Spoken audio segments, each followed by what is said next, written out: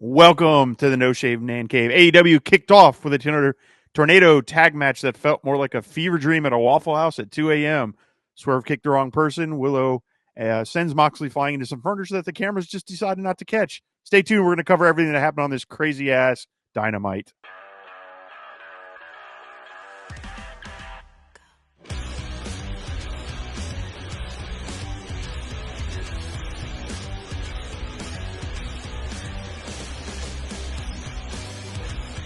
All right, welcome back to the No Shave Man Cave. I am soloing it today.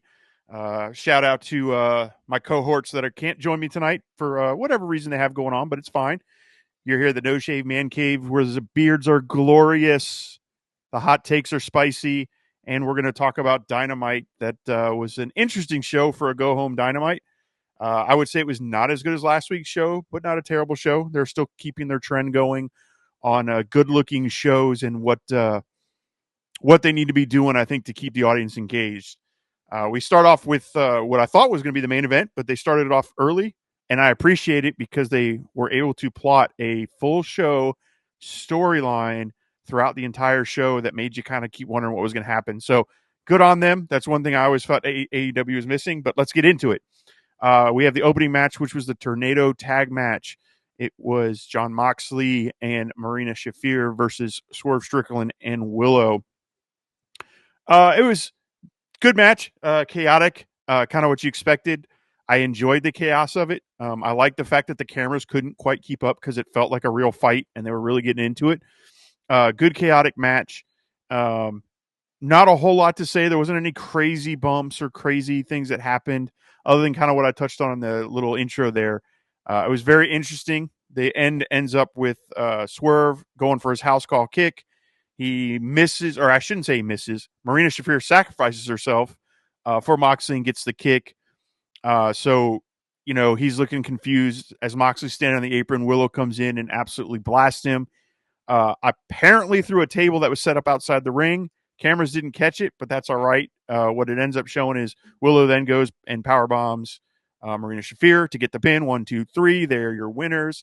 As they celebrate, Moxley's all pissed off, gets in the ring and hits Willow with a paradigm shift. It was a good-looking paradigm shift, too. I don't know if it was all the hair and the way it looked, but it looked like a really strong one. Shout out to Willow for selling it real good, too. And what a way to get heat for Moxley, ending with that and then walking out. Tons of boos, which is what you want from your heel.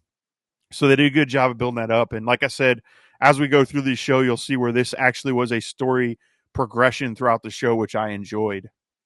Next up, we had the FTR backstage promo. Dax is apologizing for acting the way he did on Collision. If you didn't see Collision, he lost his temper, pushed the referee, pushed security, and actually ended up pushing Cash down. He decides that he's going to give his $10,000 fine directly to the referee and tells him to go out and buy something nice, and he really apologized to him. It was what it was. He then looks over at Cash and says, "Hey, man, I'm sorry for what happened. We're good, though. We're going to win the Trios championships at Dynasty." To which Cash says, "Yeah, we're not good. We'll talk after Sunday, but we will do fine and we'll win." So still hints about the two of them having issues. I've got thoughts on where I think this will go. I think we're going to see Dax and Cash turn on Edge. And they already seem to be baby facing up Christian and the way the patriarchy is turning on him. I really think come all in, you're going to get Edge and Christian versus Dax and Cash, but we'll see what they do. I think that's a kind of fun way to do it, and they got some time to get there.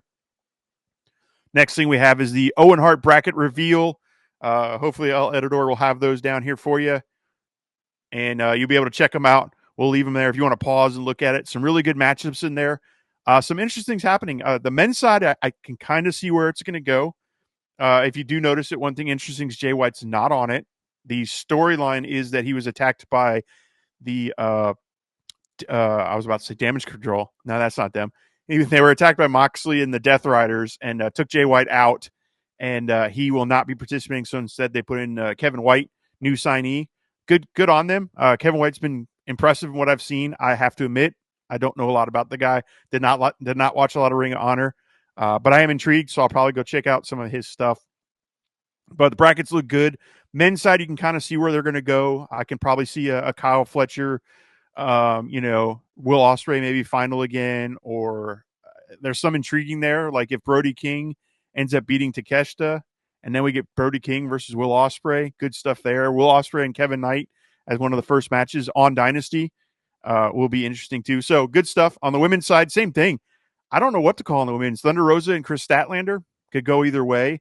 Mercedes Moné obviously will probably beat Julia Hart, but then are we going to get Mercedes and Athena in the Owen Hart, which will be interesting because you'd think you'd want to keep that going, unless that ends in some kind of DQ.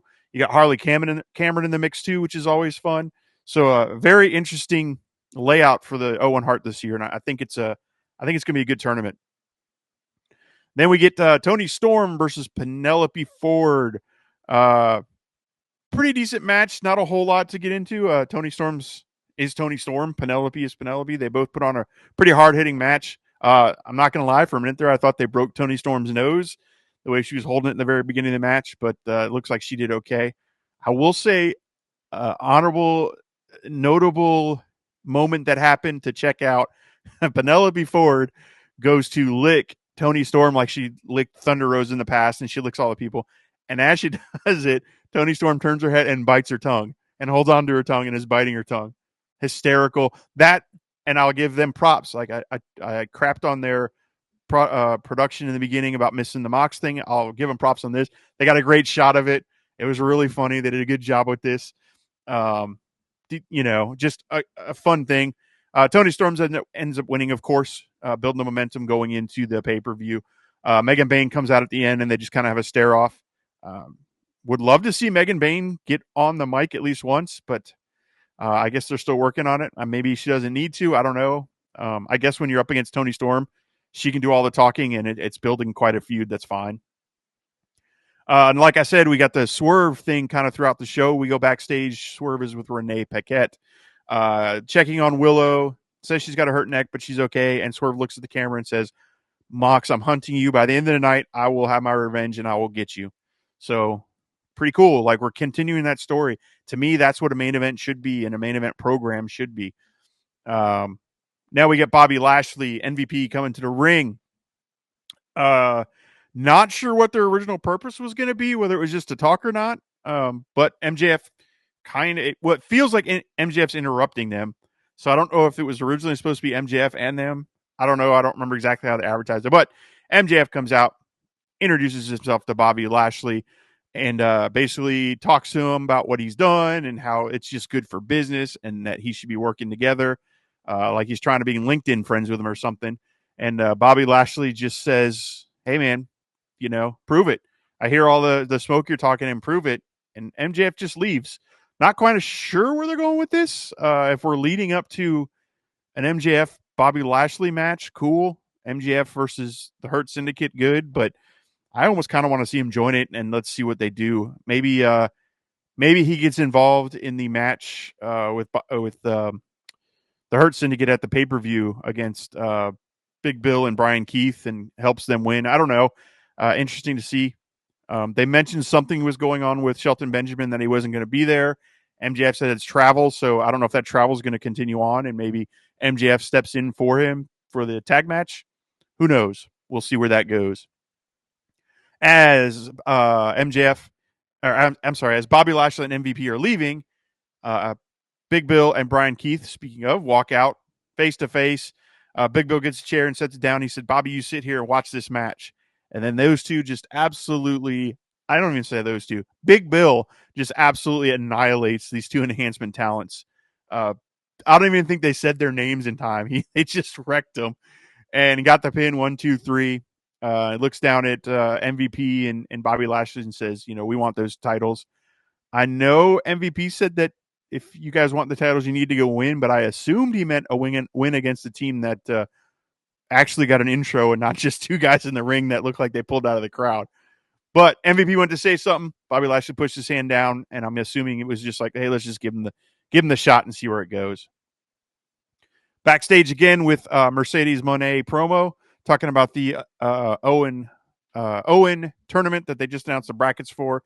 She's excited about it. And then who appears? But the Mercedes Moné puppet. And we find out that we have Mercedes Moné and Harley Cameron in a tag match, which is going to be so much fun, versus Athena and Julia Hart on Collision. That should be just a great hoot. And I love the fact that Harley Cameron's like trying to come up with names like Money Train Wrath or Wrath of the Money Train or CEO. Like she's just having a good old time about it. And I'm telling you, she keeps doing what she's doing. She's going to be the person we're talking about. Like we talk about Tony Storm here in the next year or 2 years. Who knows? Good stuff from her. She's just an amazing performer. Huge leaps and bounds and strides forward in the ring too. So excited to see her going forward. And that tag match should be a lot of fun. Interesting, it's not Athena and Billy Starks, but it is what it is. All right, then we get tag team match: Will Ospreay and Kevin Knight versus Lee Johnson and Blake Christensen. Wow, this was fun. This was one of those high energy, Will Ospreay matches, jumping all over the place. Like I said, Kevin Knight, man, this guy is doing things, and I cannot wait to see him and Will Ospreay go at it at Dynasty. I think it's going to be a really, really good match. These guys, and Blake Christensen too. He's playing a great heel. I don't think he's officially AEW yet. I haven't seen the card, but he should be looking at it, and they should be talking about it. He did a great job against Omega last week, and he's doing a really good job in here, holding his own against Will Ospreay and Kevin Knight. So good tag match. You get Will Ospreay and Kevin Knight winning, and then then they find out they're facing each other at Dynasty and just look at each other and shake hands. So a lot of respect. Good on them. Good match. It should be a banger come Dynasty. Now we get our pre-main event match. So this is Lance Archer versus Brody King. Another match that was just absolutely great.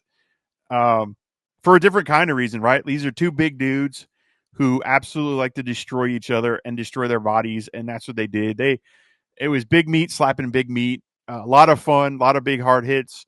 Ends up with Brody King getting the win, which we kind of saw coming, and enjoyed it. Kind of curious to see. I would love to see Brody King make it further in the Owen Hart, although I think he's there just to take the loss because that's kind of been his thing lately.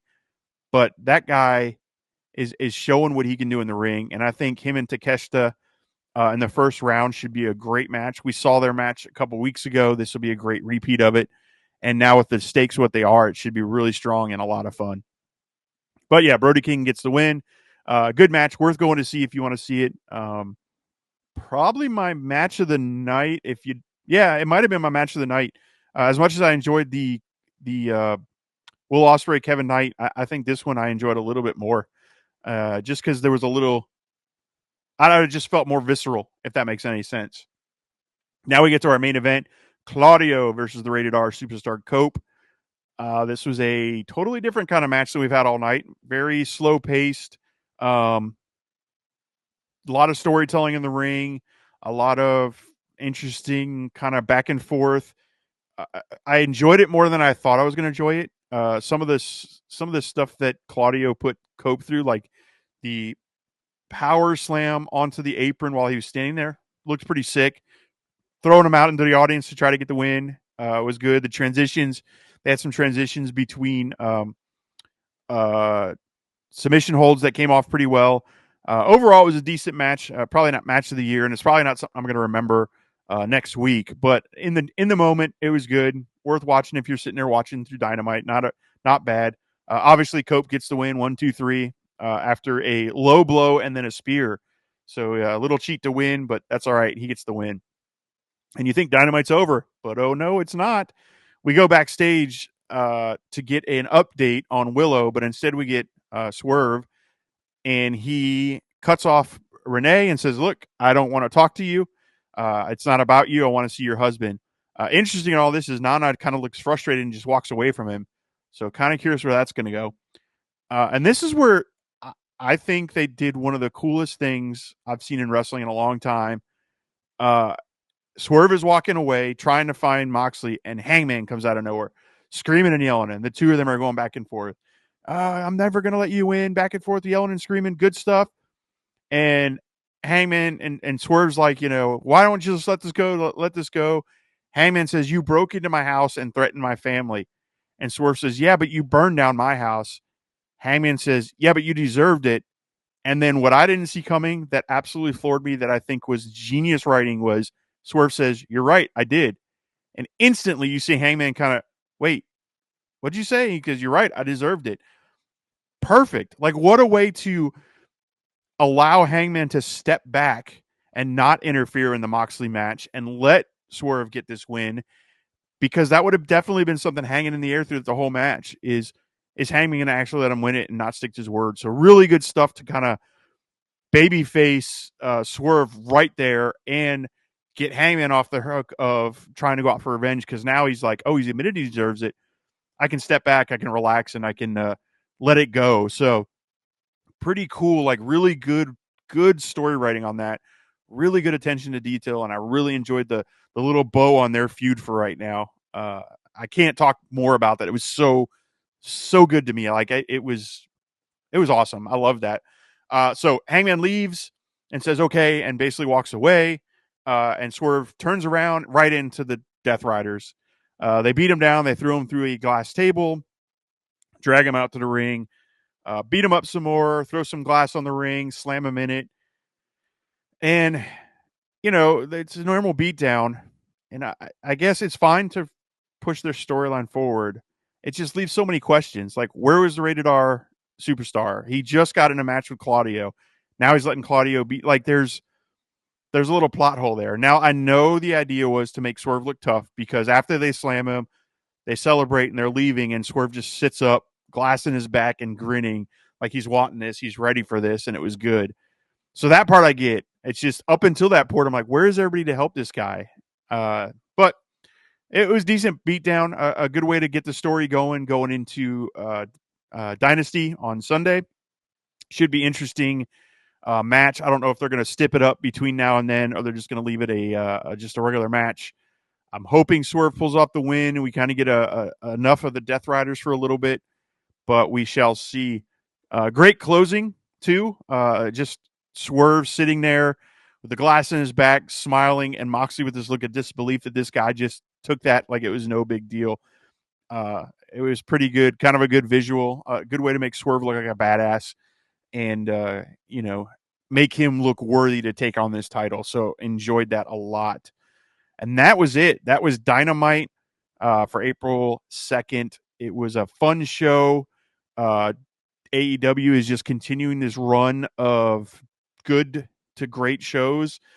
This was on the good level. I gave this one about a 3.5 stars.